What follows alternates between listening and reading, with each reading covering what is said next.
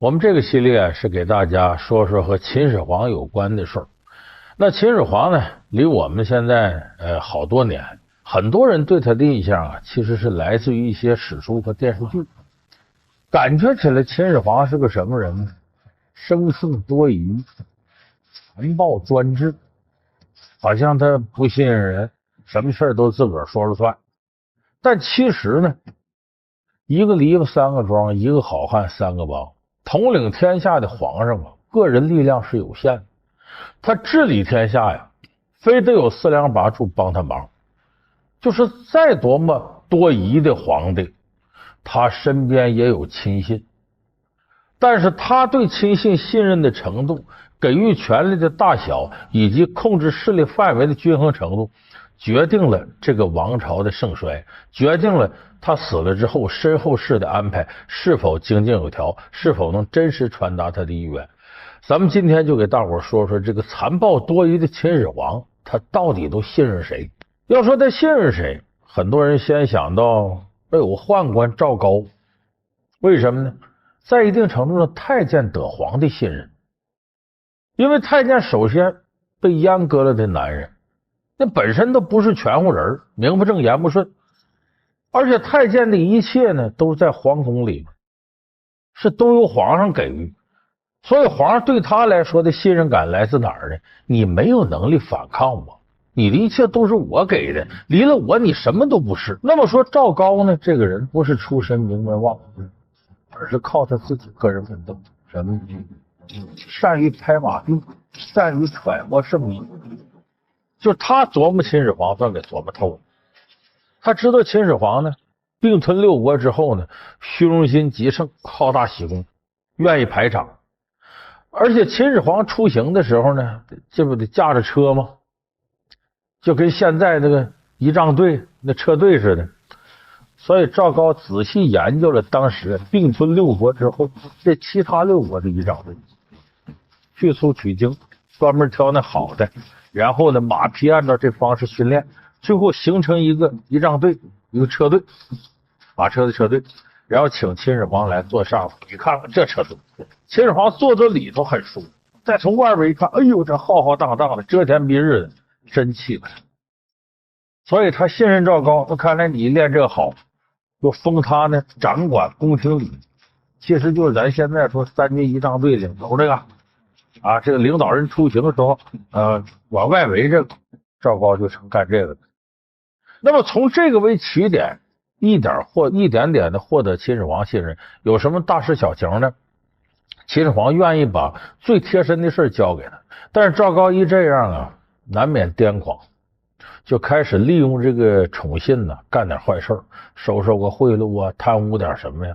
后来这东窗事发了，秦始皇说大秦律令很严而且大秦的法律呢，赵高这还有个特殊的地位，就是大秦的法律赵高很精通，他把这法律呢负责干嘛呢？交给秦始皇的这些儿子们。就说赵高甚至都是法律系的讲师，是这个水平。但是主要他讲的好，秦始皇说你是法律系讲师了都你知法犯法这不能饶生生把秦始皇心给哭软了，不仅原谅他了，官复原职，这事就当没有。真，你看中国历朝历代皇上宠信太监的事不可胜数，恐怕这个开端就是从秦始皇宠信赵高开始。所以说秦始皇呢，你说他信任赵高，限于生活层面，真是决策层面呢，他还没有什么特别大的事儿和赵高商量。他一些大事情最先找的人商量是谁呢？丞相李斯。李斯本来不是秦国人，但他到了秦国之后呢，兢兢业业的帮助秦王来实现吞并六国的愿望。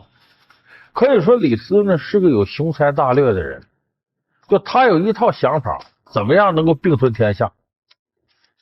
而这套想法和当时野心膨胀的秦王嬴政能够密切结合在一块儿，两个人结合的非常好。你看当初这个李斯呢在秦国待着的时候，秦国由于受到一些国外的一些间谍影响秦王嬴政当时还没是秦始皇呢，下令说把所有的外国人呢，凡是这个在官位上待着的都撵出去，就不准许外国人在这儿当官。为啥？非我族类，其心必异。而李斯当时他也是外国人，所以李斯这时候呢，冒着死罪的风险呢，写了一个有名的文章，叫《谏逐客书》。这个咱们很多朋友读过，里边说到呢，秦要并吞六国呀，非得吸纳六国的人才。哎，你得争取储才济用，哎，你让更多的人为你效力。说你想并吞天下，那就不能去细分啊，你是哪国人，你哪国人。果然呢，秦王一看写得好，把这个逐客令啊，咱们现在一说逐客令就从这儿来的，取消了。其实你看秦并吞六国靠的什么？前有商鞅变法，后有范雎的远交近攻，这些人都不是秦国人。到李斯雄才大略，他也不是秦国人。最终呢，吞并六国之后呢，要没有李斯这事儿不好办。李斯有几个大贡献呢？咱们课本说统一度量衡，统一文字，就文字李斯着手统一，都变成小篆。度量衡这些个秤啊，这些尺度啊，包括货币，都改成秦的那种大钱儿。这是李斯着手抓的。李斯还提出了一个极具建设性的意见，就原来秦以前呢，各国家东周西周分封制，就这块地方我搁这儿，然后呢，我的这个皇子或者侄子有功，我封你为这儿，你就这儿的王。其实封建制是啥意思？封土建疆。中国封建社会真正的封建制到秦始皇就没了，就是因为李斯废掉封建制，改成郡县制，就不再这个封土建疆了，就把这块地封给谁封给谁。你想一封给谁，谁最后假如说作乱，这块地都归他手里算。所以李斯提出改这个分封制为郡县制。郡县制什么呢？这个地方一个郡，郡下边有县，其实跟我们现在省县，就中国现在的治理模式，省市县这个模式，就是李斯那时候基本确立的。为什么叫秦始皇建立第一个统一的中央集权国家呢？就中央的命令可以到郡到县直接打到底下。而封建制时期呢，你说西周周朝名义上是最强盛的，都得听他的，可下边齐楚燕韩赵魏秦谁也不听你的，而且你的命令你只能传达到诸侯那儿去，诸侯往下是人诸侯自个儿事儿了。所以李斯这个政令抓住了要害，促成了最终的中央集权制国家。所以李斯其实对这个秦始皇贡献大大的，以至于呢，秦始皇临死的时候呢，先想到把李斯叫过来，告诉他我要立长子扶苏。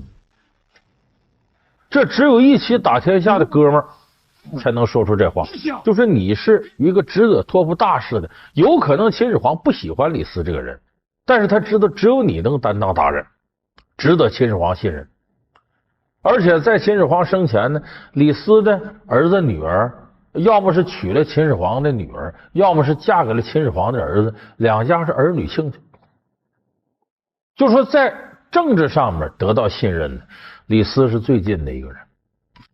但是呢，李斯近是近呢，他之所以未能最终影响大秦帝国的走势，有个要命的地方在于手里没攥着兵权。你看，往往说皇上信任谁，信任个文官，你雄才大略，但是你没有多少硬性的权利硬件。比方说你想造反，秀才造反3年不成，你的兵在哪儿呢？皇上最担心的是手握兵权的人，他一旦要造反，完了枪杆子里边出政权。所以李斯没有兵权，谁有兵权呢？咱得说到秦始皇下边信任这位大将蒙恬。这个蒙恬呢，得秦始皇信任在哪儿呢？并吞六国之后啊，这个蒙恬他一家呢，祖上就给秦国效力，一门忠烈，都是武将。到了秦始皇并吞天下之后呢，有一个术士给他献上一本书，预测的书，说将来啊，说我大秦帝国能什么样啊？上面写亡秦者胡也，叫亡秦者胡也。这胡是哪儿呢？北方匈奴啊，胡人呢，赶紧给我打！这时候秦始皇派蒙恬引100万大军北击匈奴，把匈奴一直打着往北走。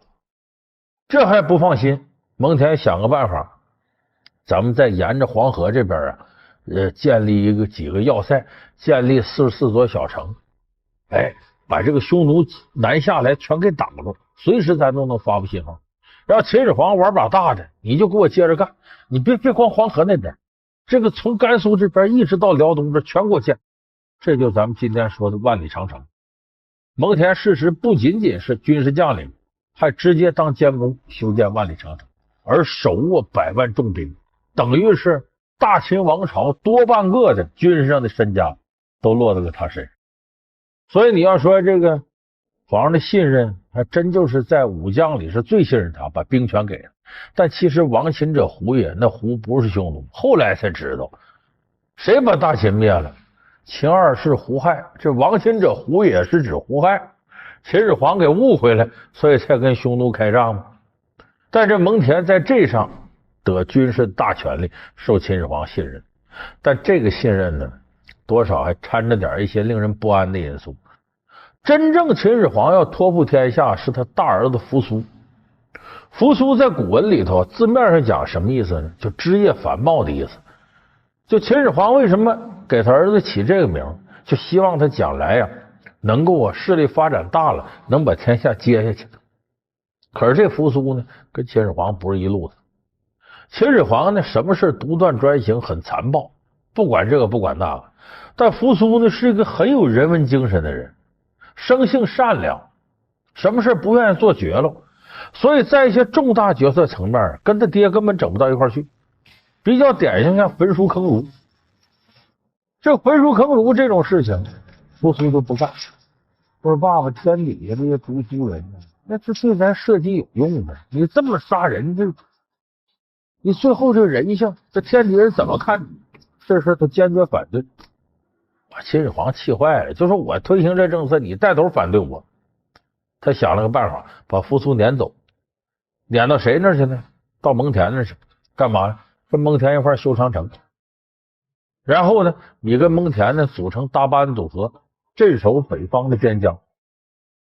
其实这是秦始皇的良苦用心，一方面呢，让扶苏在外边磨练磨练，成为一个铁石心肠的勇敢坚毅的君主；另外一个层面呢，跟蒙恬一块守边疆，管怎么这是手握兵权，是个战功。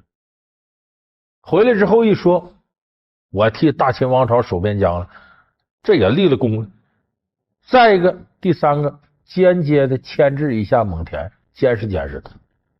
所以秦始皇在这一点上呢，用扶苏呢是一石三鸟，但是也是寄予了100%的厚望，希望自己这长子能够把天下接下去。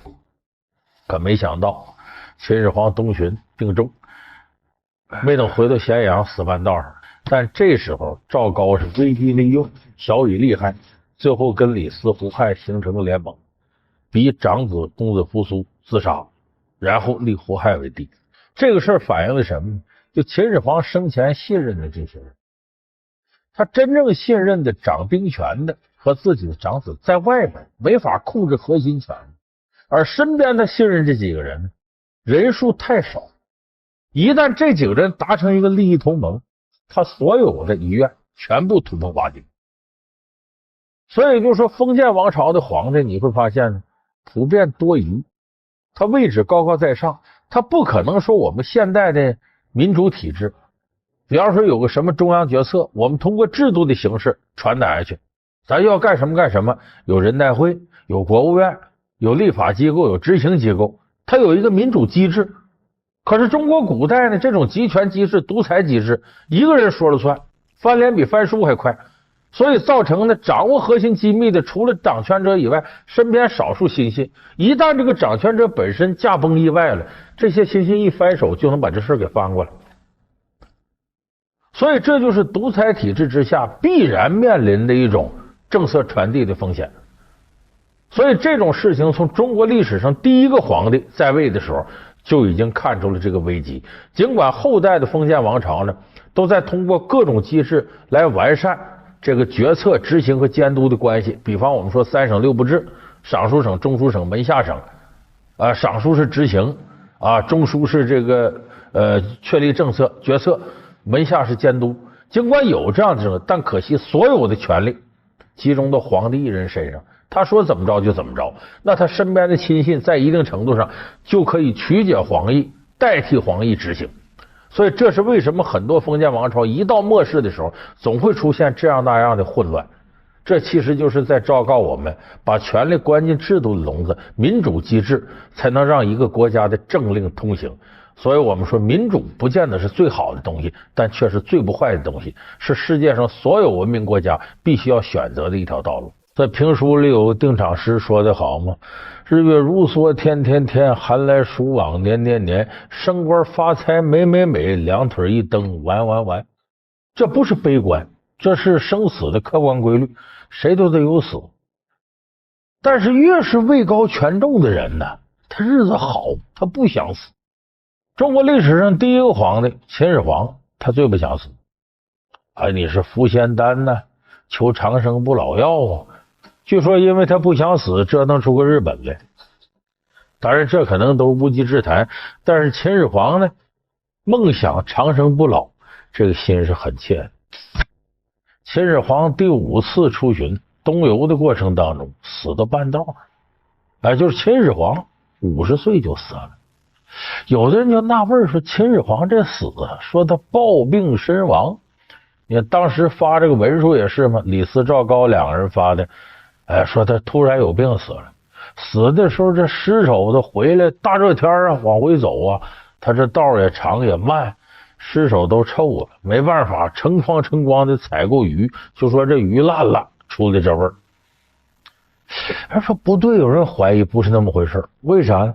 说秦始皇体格棒着呢，怎么能那么容易暴病身亡呢？怎么能证明秦始皇体格棒？那个时候没有对皇上身体健康的医学记载，但是呢，在历史上我们能找到一些根据。什么根据呢？当年荆轲刺秦王，没把秦王弄死。很多人说那荆轲没能耐，那不是。燕太子丹最终能信任荆轲去刺秦王，荆轲就功夫再差，这个人的胆识身手也不可能是一般人。我们可以还原一下当初刺杀秦王时候什么场面，把这个燕国的地图放这儿了，然后这不是卷着吗？一点点往开卷，卷到最后是匕首。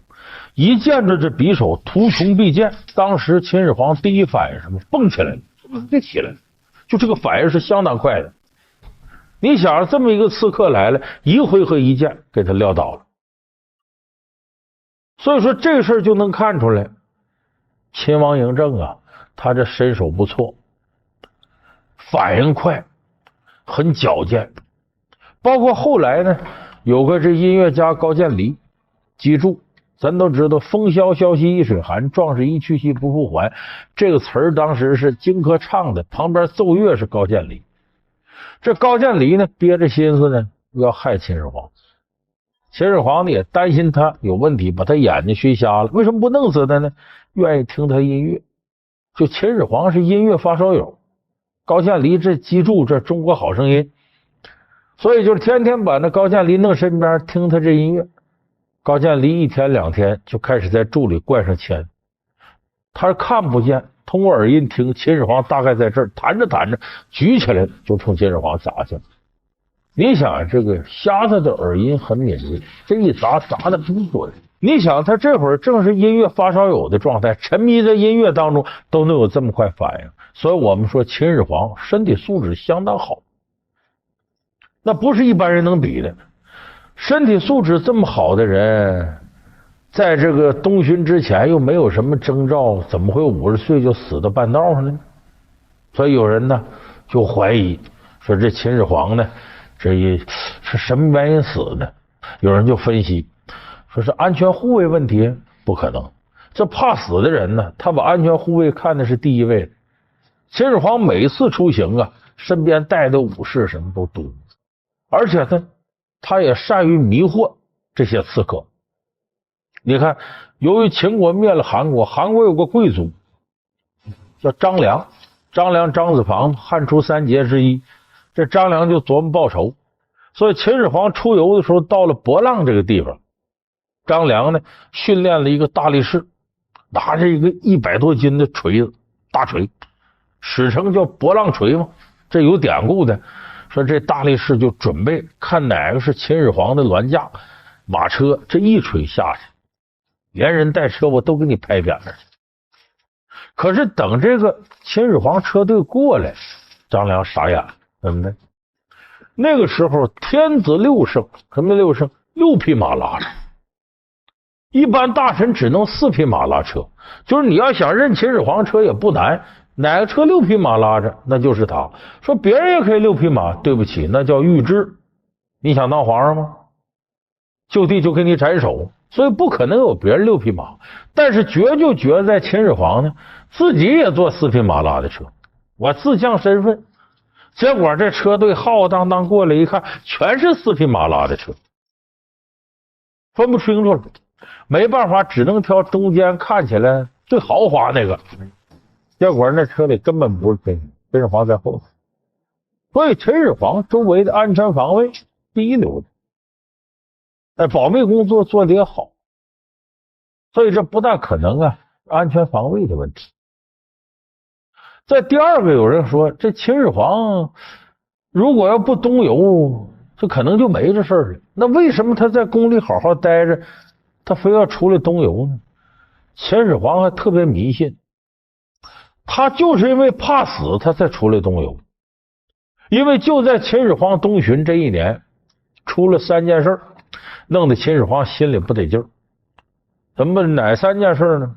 头一件事叫荧惑守心。什么叫荧惑守心呢？荧惑呀，是中国古代对于这个天空上这些行星，对于火星的称呼为荧惑。守心，心是指星宿，28星宿之一。星宿是什么呢？就是我们现在说的天蝎座。天蝎座呢有3颗星星挺亮，当间这颗代表皇上，这边代表太子，那边代表庶子。荧惑守心是什么呢？就这火星运行到天蝎座附近，停一段时间再往前走。这其实我们今天看是正常的天象，地球自转公转产生的。可是那个时候认为这个呢不吉利，只要出现荧惑守心天象，帝王要么就是退位，要么就是死。他就像皇上上台之后5星连珠，据说这武则天上台有5颗星连一串了，这是叫吉人天象。而荧惑守心呢，这是不吉利的天象。所以当时这个天象出来了，秦始皇一看，难道我今天要到寿吗？是这第一个事儿。第二个事儿呢，是在河南出了个陨石事件，突然间空中落了一块大陨石，那落就落吧，很正常。陨石上刻着这写7个字，这原你不大一统江山，这回又重新分了。这挺不吉利。其实这个有可能是政治对手采用这个方式祸害他，就像那个陈胜吴广起义，我买条鱼吧，一打开鱼腹有个绸子，绸上写陈胜王，其实这都是扯淡的。就跟宋江在那个雪不梁山上弄出那么一个碑，上面无字天书，说这边都是这个蝌蚪文写的，然后水浒108将排行，那不就是糊弄没文化的人吗？但是这个事儿秦始皇挺当回事，难道我今呢就要阳寿已尽？还有陈璧事件，什么陈璧事件呢？突然间冒出一个来无影去无踪这么个人，给秦始皇一个近臣，说你把这块璧美玉送给秦始皇。秦始皇拿到这块玉呢，一看呢，认识。10年前呢，他出行的时候，在渡河的时候，河面上波浪很大，说咱祭祭水神吧，随身带这块玉扔到河里头了。说这块玉10年前扔到水里了。秦始皇问说来的人说什么呢？他说了，说今年祖龙死。秦始皇一听闹死心了，祖龙死，祖龙是谁呢？就最早那条龙，就指秦始皇啊。也就是说秦始皇当年求河神保佑他千秋万载，永为天下君王。和珅过了10年，把礼退回来，对不起，这事我办不了，你看着弄吧。你看这仨事摞一块儿，秦始皇担心了，所以这时候他就开始迷信了，就找方士术士给批，人告诉他，你呀不能在咸阳待着，不能等死，你得出来。其实出来是说，就这么秦始皇呢，出于迷信想保命，从宫里出来了。那么有人说，这秦始皇这么出来，是不是就给折腾死了？那不是，秦始皇是很明白这个锻炼身体的道理。他这多次东巡呢，很多时候是身体力行，因为过去不像现在说道上有这个什么头等舱啊，又商务舱的，他没有这个。一道上虽然是你这坐着车什么不用走，但是舟车劳顿。你就像咱们坐火车，哒哒哒一晚上你睡不消停，一个道理。但秦始皇精神头很好，当年在泰山封禅的时候，你想泰山那么高，如果抬着轿上去容易掉下来，秦始皇是一步一步走上去的。你现在咱们不少的观众朋友到泰山，你往上登山你试试，那没有点体力是干不下来的。所以秦始皇呢，在外东游的时候，很多时候其实是个锻炼身体的过程，所以他的体格相对来说是不错的。那为什么会突然间就这么死了呢？有人说呀，秦始皇是得疾病，什么疾病呢？上呼吸道感染、哮喘、支气管炎。因为史书里说了秦始皇说他叫风准长目，雉鸟鹰，柴生。什么意思？风准长目就是高鼻梁、大眼睛。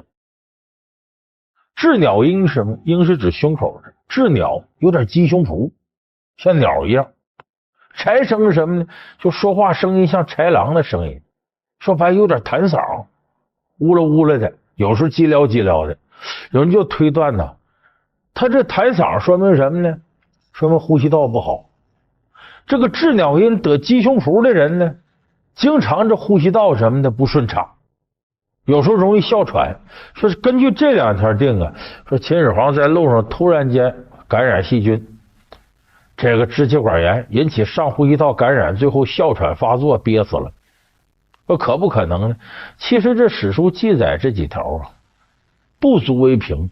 因为所谓的柴生什么，不外乎就嗓子稍微哑点、激溜点。那你像现在人杨坤还那嗓，人歌星，人没耽误什么。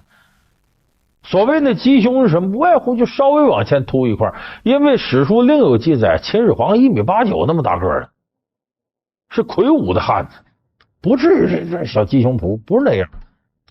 所以说，你说他死于这个，这是无稽之谈，无据可考。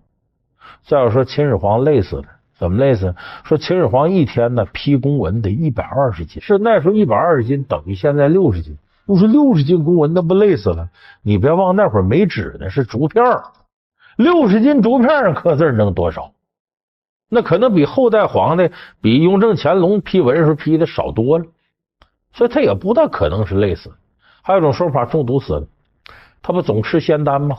想长生不老吗？这个倒有点根据，因为那阵炼仙丹呢都是汞啊、水银啊这类，说是不是吃多了他就不行了？其实这个也有问题，为什么呢？他这中毒虽然是慢性的，但他前面总得有一些征兆。你比方说眼睛不行了，身体虚了，身子骨软了，脸上经常红一块紫一块的了，中毒前面得有这样征兆。那怎么可能他在东巡之前活蹦乱跳一条汉子，道上突然死了？说中毒就这时候集中发作了，这药也太急了。所以这个事儿我估计是不是中毒死的，将来只有秦始皇陵地宫打开，咱根据现代科技看看。就像光绪说被囚禁到瀛台，最后这是慈禧太后下毒把他弄死了，后来真从光绪的头发上检测 DNA 发现有砒霜，说这确实慈禧太后害死光绪的。你得有这个才能坐实了。所以这几个都不怎么靠谱。历史学家郭沫若提出一个论断，他说秦始皇死的时候，身边赵高李斯在，就发现秦始皇右耳朵里有个大长钉子钉进脑袋里。说秦始皇这么死的，说谁有这样条件呢？郭沫若指出来这是要争一国之君，这是被他儿子胡亥给害死了。哎，你别说，郭沫若这个论断呢，很多人支持，因为你从历史发展角度来看，秦始皇有个最大失策。秦始皇时期不立太子，不立皇后，为什么呢？秦始皇他妈赵姬不检点，前面跟吕不韦好，据说秦始皇就吕不韦儿子，野史说的。后边呢，这个赵姬呢，跟一个不三不四的社会流氓嫪毐好，遂乱宫禁，还生俩孩子。所以这秦始皇就觉得女人简直太不可信，自个儿亲妈都这样，不立皇后，也就相应的没有立太子。秦始皇呢，本来他的晚年是想安排老大公子扶苏继位的，但是没有说扶苏是太子，据说这诏书最终也没有发出来。秦始皇呢认为公子扶苏呢值得扶持，但是最喜爱的是他第18个儿子胡亥。所以这个时候，如果要是公子扶苏继位，胡亥就没希望了。而这胡亥和赵高、李斯结成了联盟，那边公子扶苏呢和大臣蒙毅结成联盟。蒙毅有兄弟蒙恬，是在这个北部边疆，就长城一带，这人修了长城，又跟公子扶苏一起守在那儿，所以就当朝出现两党，就是公子扶苏这一党和这个胡亥这一党在争。那么如果秦始皇死之前下这个诏书，确有其事，说要把这个公子扶苏立起来，胡亥是最大的受害者，他不肯干。他跟李斯、赵高联合起来，要把皇上弄死，然后假传圣旨，这是可能性最大，因为他是最大的受益者。而且弄死了之后呢，把他爸爸弄死了，他继位了，他先后把蒙毅、蒙恬和公子扶苏全是吃药酒毒死。你想想，如果要是害死秦始皇的是他大儿子扶苏这一党，他怎么可能失败了之后还被人吃药给弄死了呢？他直接反抗他，手握30万大兵啊，手里有军权呢，所以不可能是老大公子扶苏干的，只能是这个不按顺序来这个第18子胡亥干的。而且后来的事实也证明了，上位之后就把自己哥哥给弄死了。而且在这个秦始皇死之前呢，身边有个近臣蒙毅，就跟公子扶苏是一党的。这个时候赵高、李斯呢联手把这蒙毅给支走了，你别在旁边，让你差你办别的事儿。他这一走，秦始皇还是东巡在外头，身边的忠臣呢近臣也少，李斯、赵高、胡亥3个人一合局，掌握了整个局面，所以这个时候害死秦始皇那就不足为奇了。所以我们根据历史上蛛丝马迹来推断，秦始皇可能是由于地处之争，最后死在自己儿子手下。所以这也说明问题呢，不作死就不会死。你不管怎么推断，他如果要是不想长生不老，不吃这仙丹，你说他中毒死不可能如果不是迷信想保命出去东游，也不可能死半道儿。如果他要是不想千秋万代永为皇帝，他自己就想我自己永远当皇帝，他不立太子，他立了太子可能早就把这事弄明白了，他也不会死在自己这个小儿子胡亥身上。所以你综合这些事儿加在一块儿，咱推断呢，其实害死秦始皇的是什么呢？他就是这功名利禄，就是权位。他太过贪恋这个权位，可是你在皇位这么高的位置上，你想想，你纵然是天纵奇才、英明神武、心雄体健，你也挡不住各处来的这些明枪暗箭，因为你的位置太高了。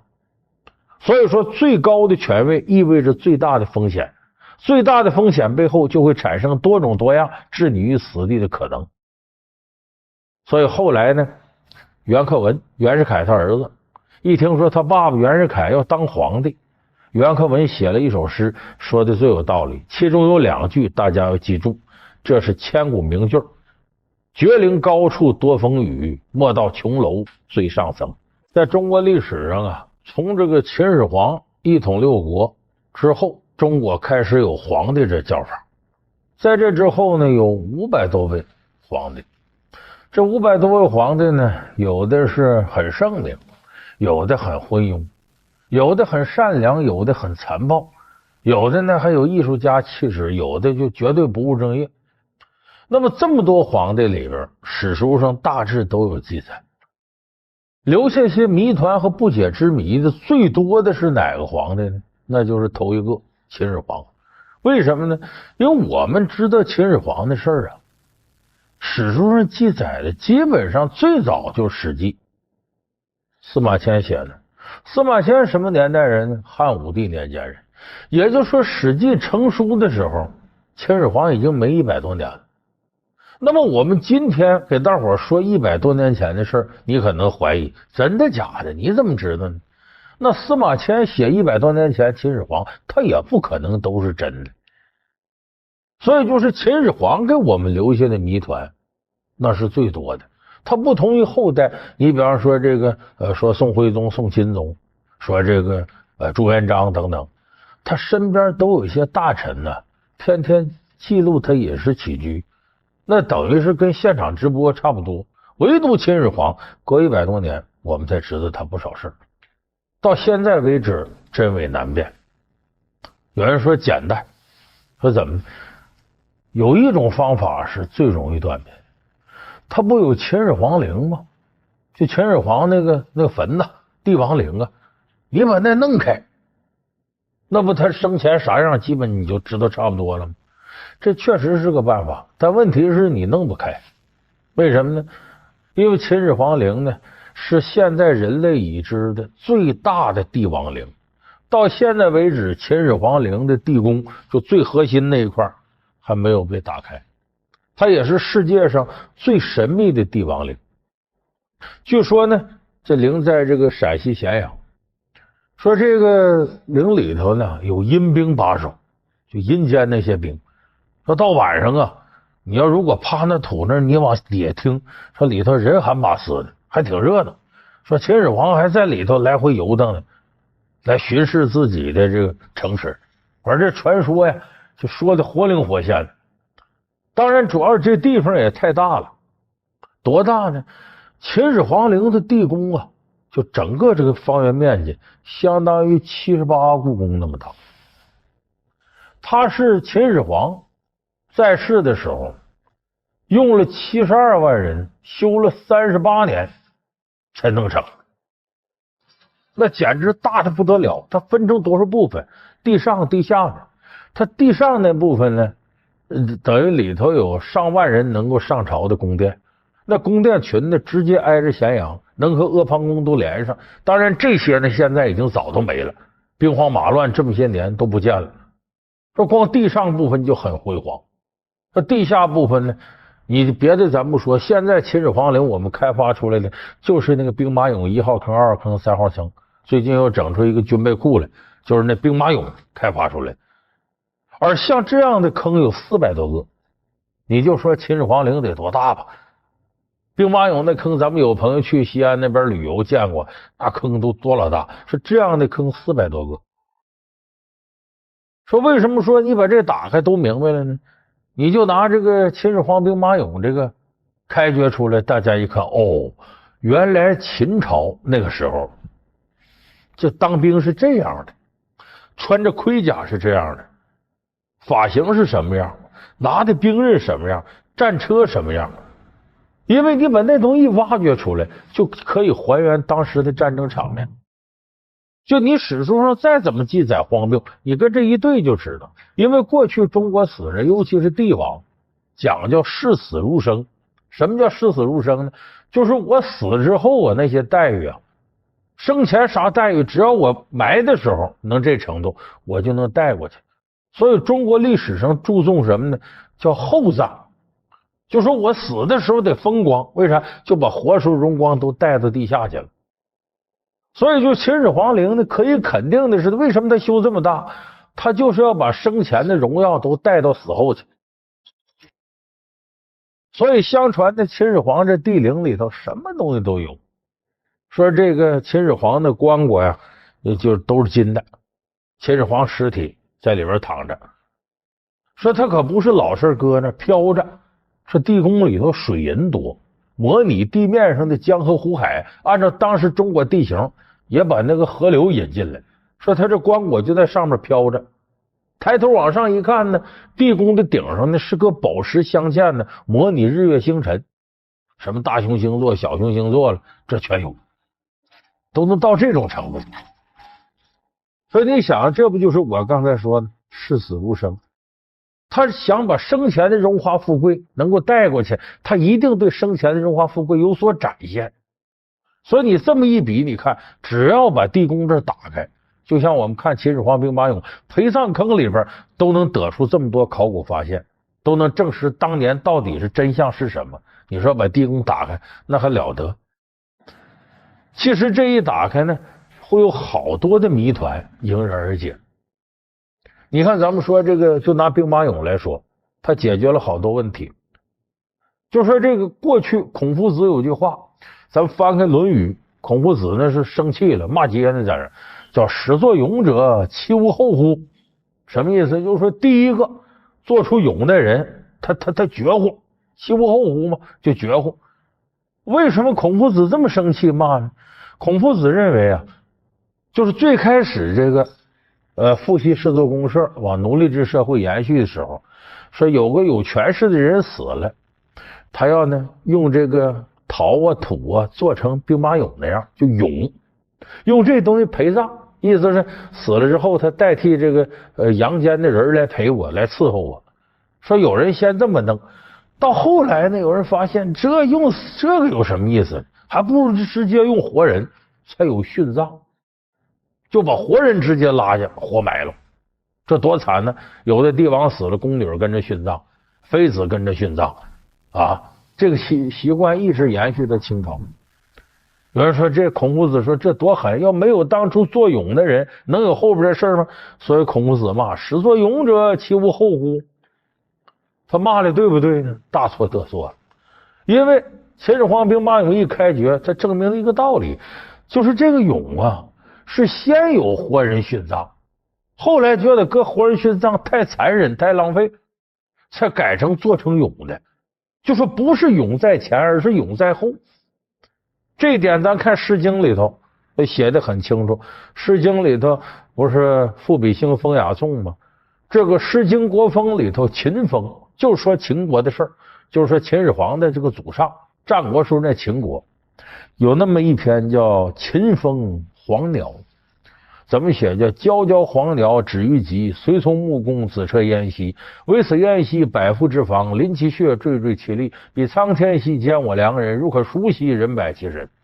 就说这个秦穆公死了呀，有这么姓子车的，这家里有三兄弟子车仲行、子车钱虎、子车延禧，老大叫子车延禧。说这子车延禧呢就要殉葬去了，来到这个秦穆公陵穴前呐，惴惴其力，下来都不行了，那再有勇气活埋他能受了吗？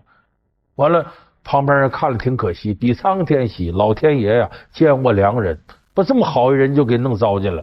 如可赎兮，人百其身，如果要能赎他的话，这100多人愿意换他。所以你看这个秦始皇他爸爸再往上那些辈儿，到秦穆公这儿，这他祖宗了。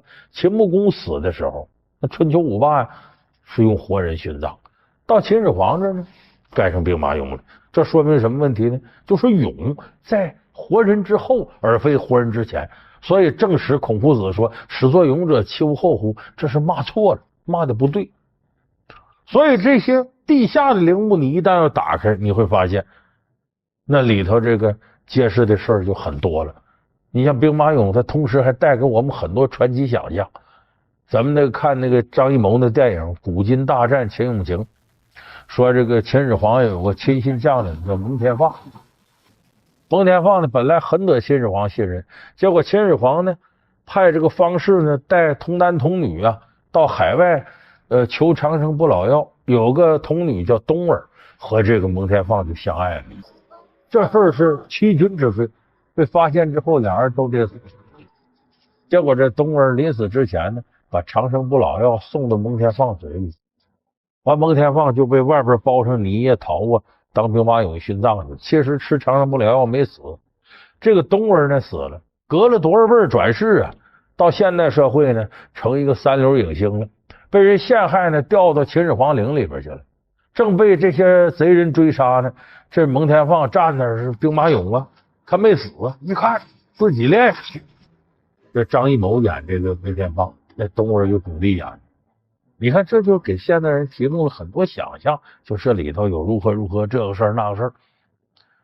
那么说这么些年来，秦始皇陵这地宫就没被动过吗？不可能。为啥？你就是国家不开发的，那盗墓贼无孔不入啊。你想盗墓贼现在是非常厉害的，他带着强烈的利益驱动。说这些年有人动过秦始皇陵吗？肯定动过，但动不了，因为这么大个陵墓，你不是个人能动了的。为啥呢？这个陵太坚固了。第一个是入口你找不着，他修完陵之后，所有修陵的人封到里头都死了，没有能出来的。第二个呢是这个陵墓本身呢厚重的吓人，就在地下修这个地宫的城墙高30米，厚度4米，就连说那个排水沟之类的都厚度达17米的土，上边有80多米黄土夯实了。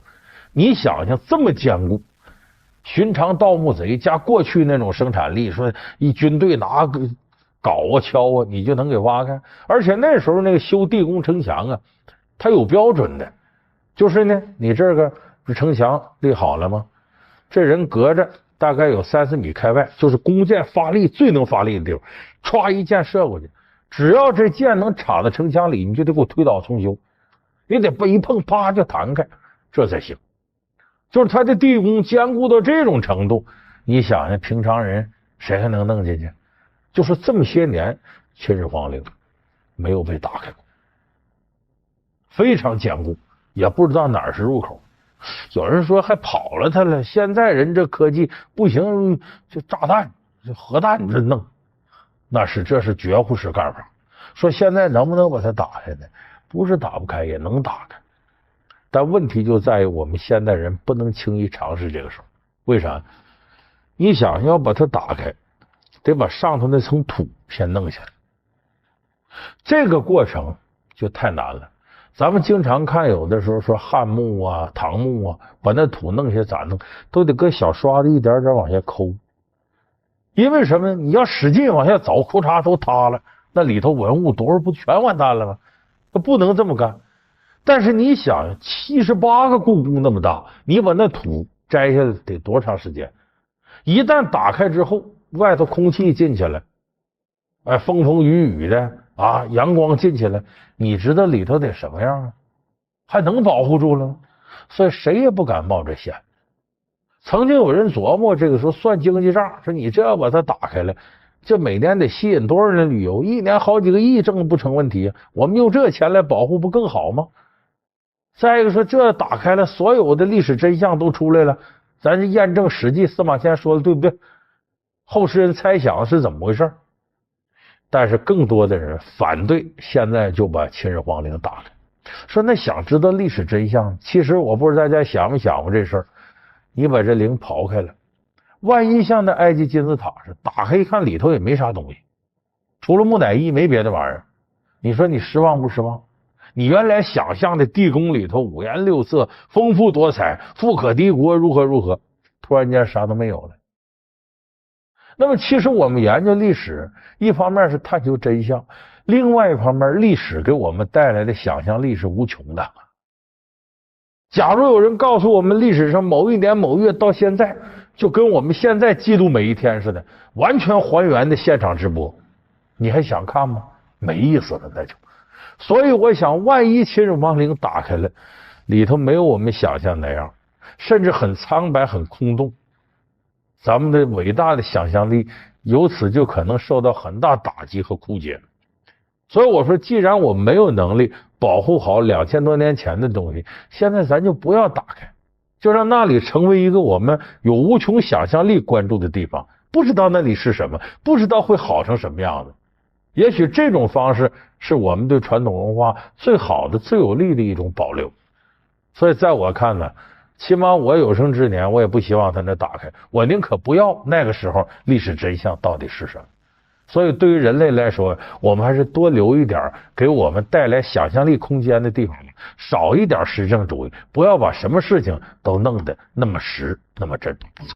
好，感谢您收看这期的老梁说天下，我们下期节目再见。